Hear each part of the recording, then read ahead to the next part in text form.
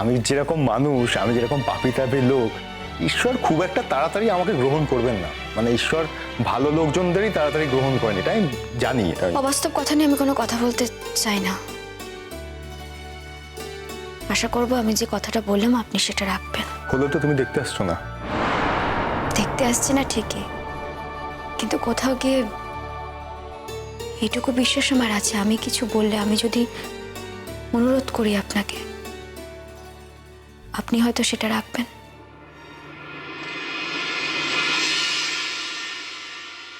এখনো এত ভরসা তোমার আছে আমার উপর? এর মধ্যে ভরসার কি আছে?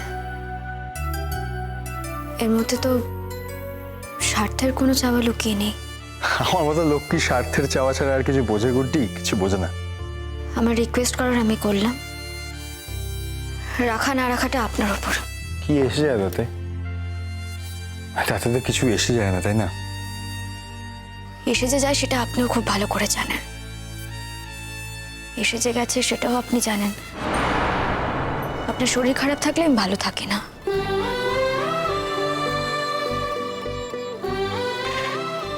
তুমি তো আমাকে তুমি করে বলতে। আর তুমি বলা উচিত নয়। আমি চাই আমাদের মধ্যে সুস্থ সম্পর্ক থাকুক। হ্যাঁ, আমিও তাই চাই। আমিও সেটাই চাই যে আমাদের মধ্যে একটা সুস্থ সম্পর্ক থাকুক। তুমি বিশ্বাস করো, আমি খুবই চেষ্টা করছি। আমি মানে এরকম চেষ্টা করতে তুমি আমাকে আগে নিশ্চয়ই কখনো দেখোনি। এত বড় একটা ঘটনা ঘটালেন কেন? হ্যাঁ, তাও তো কিছু হলো না। দেখো, একরকম ট্যাং ট্যাং করে বাড়ি চলে এলাম। কিছু হওয়াটা কি এতই সোজা? না, তা নয়, হলে খুশি হতাম। হওয়ার পর কি আপনি খুশি হওয়ার সেই সুযোগটা আর পেতেন? তা অবশ্য ঠিক, সত্যি তো। হওয়ার পরে কি আমি আর সত্যি সেই সুযোগটা পেতাম খুশি হওয়ার? পেতাম না তো। কিন্তু বিশ্বাস করো, আমি না শিওর ছিলাম যে আমাকে আর এই পৃথিবীর আলো দেখতে হবে না। এত পাপ আমি করিনি। কি বললে? না, বলছিলাম আমি এতটাও পাপ করিনি। কিছু হলেও হয়তো পুণ্য করেছে, আর সেই পুণ্যের জন্যই হয়তো ঈশ্বর আমাকে এত বড় অভিশাপটা কখনোই দিতেন না। আমার জীবনের দাম এখনো আছে তোমার কাছে?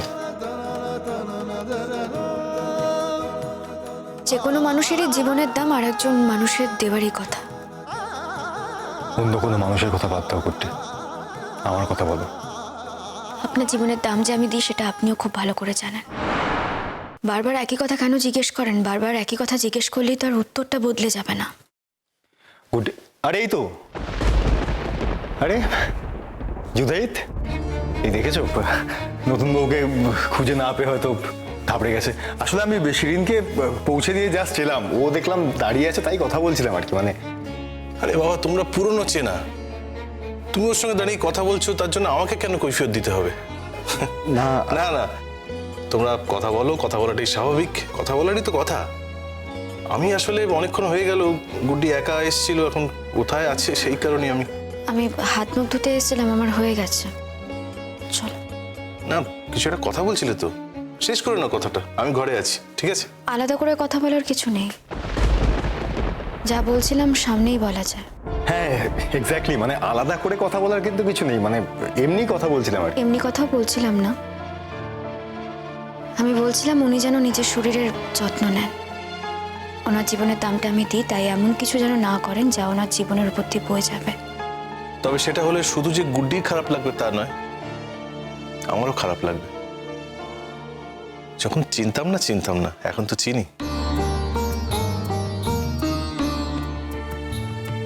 সত্যিই চেনো? বারে, তুমি আমার ভাই, তোমাকে না চিনে উপায় আছে? না, আমি সেটা বলছি না, আমি বলছি যে চেনারও তো অনেক রকম বিশেষ থাকে। যেটুকু চেনাতে আমার চলে যাবে, আমি সেটুকুই চিনতে চাই। তোমার মতো একজন এফিশিয়েন্ট পুলিশ অফিসার, একজন ব্রিলিয়েন্ট ছেলে বেঁচে থাকা দরকার। In what sense? লাইক মানে ঠিক কোন জায়গা থেকে এই ব্রিলিয়েন্সের কথা বলছো তুমি? তাই in every respect you are brilliant. ও, একটা কথা বলি, যে যাই ভুল বুঝুক না কেন, তুমি একজন ইনকরেজিবল রোম্যান্টিক, তুমি একজন প্রেমিক মানুষ। আনফর্চুনেটলি তোমার জীবনে একটা দুর্ঘটনা ঘটে গেছে, সেই কারণে তুমি গুড্ডিকে কাছে পাওনি। এখন তুমি সবকিছু মানিয়ে নেওয়ার চেষ্টা করছো, কিন্তু সবকিছুর ওপরেও তুমি গুড্ডিকেই সারা জীবন ভালোবেসেছো আর ভালোবাসবে। এসব কথা এখন থাক না। না না, কেন থাকবে কেন?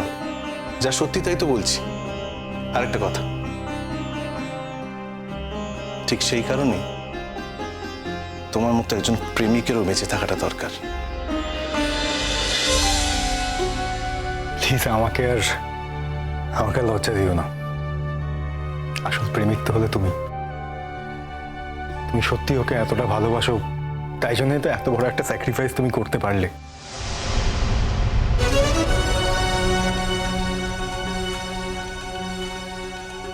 স্যাক্রিফাইস? বারে এত কিছু কেলেঙ্কারি জানার পরেও যে তুমি বিয়েটা করতে রাজি হয়েছো গুড্ডিকে, মানে আমি বলতে চাইছি যে কেলেঙ্কারি সমস্ত আমারই, গুড্ডি কিন্তু কখনোই কোনো কিছুর মধ্যে। আমি জানি গুড্ডি কতটা কিভাবে তোমার সঙ্গে ইনভলভড, সেটা আমার কাছে ভীষণ ক্লিয়ার। ও ডে ওয়ানেই আমাকে ক্লিয়ার করে দিয়েছে, সেটা নিয়ে আমার কোনো সংশয় নেই। তাই তুমি প্লিজ গুড্ডির হয়ে কিছু কভার আপ করতে যেও না, ওটার কোনো দরকারই নেই। আর তোমার কি কীর্তি কেলেঙ্কারি সেটাও আমি জানি। তুমি যাকে বলছো কেলেঙ্কারি, সেটাকে আমি বলছি ইনকরেজিবল রোম্যান্স। যাই হোক অনুজ, আজ গুড্ডি এই যে আইপিএস হওয়ার সুযোগটা পেল, এতে কিন্তু তোমার একটা বড় কন্ট্রিবিউশন আছে। তুমি ছাড়া এটা হতো না। আমি কিছুই করিনি, ইনফ্যাক্ট আমি তোকে পড়াইও নি পর্যন্ত, আমি কিছু করিনি। স্বপ্ন দেখিয়েছ। এই পৃথিবীতে যদি কেউ কাউকে স্বপ্ন দেখাতে পারে, তাহলে তার আর কিচ্ছু দরকার হয় না, সে সব কিছু করতে পারে। তুমি সেই স্বপ্নের শরিক। আজ তুমি স্বপ্ন দেখিয়েছিলে বলেই ও কিন্তু এটা অ্যাচিভ করতে পেরেছে। এটা নিশ্চয়ই গুড্ডি চিরকাল মনে রাখবে, আর আমিও মনে রাখবো। ভালো থেকো অনুজ, খুব ভালো থেকো। আরেকটা কথা, এক জীবনে না সবকিছু পাওয়া হয় না। তাই আমাকেই দেখো না, আমি কি এক জীবনে সবকিছু পেয়েছি? তবু যতটুকু পেয়েছি আমি একেবারে আঁকড়ে ধরে রাখার চেষ্টা করেছি। তাই তোমায় বলছি, তোমার জীবনে যে নতুন অতিথি আসছে, তুমি তাকে নিয়ে ভালো থেকো।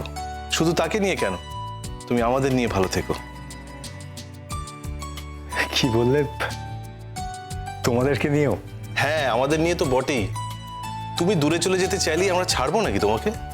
এখন তো আমরা পরস্পর আত্মীয় হয়ে গেছি। তুমি চাইলেও তুমি পারবে আমাদের ছেড়ে থাকতে? তুমি যত দূরেই যাও না কেন, এই সম্পর্ক কিন্তু থাকবেই আজীবন। আমাদের এই আত্মীয়তা সারা জীবনের, অনুজ, বুঝতে পেরেছো? তাই তোমাকে আমাদের সবাইকে নিয়ে ভালো থাকতে হবে। ভালো থেকো। আচ্ছা, আমি আসি। আরে কি হলো, তুমি কোথায় যাচ্ছ? তুমি ধীরে সুস্থে এসো, আমি আবার একটু ফাস্ট হাঁটি। আমি চলে যাচ্ছি, তুমি ওর সঙ্গে কথা শেষ করে তারপর এসো, কেমন? তাড়াহুড়ো করো না।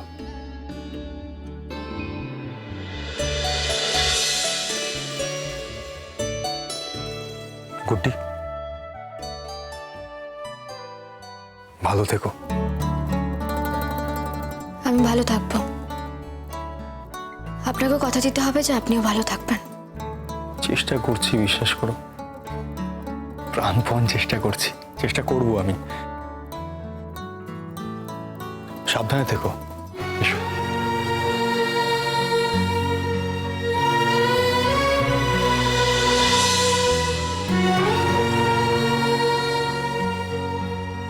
আমি এতটাও পাপ করিনি। কিছু হলেও হয়তো পুণ্য করেছি, আর সেই পুণ্যের জন্যই হয়তো ঈশ্বর আমাকে এত বড় অভিশাপটা কখনোই দিতেন না। गुड्डी गुड्डी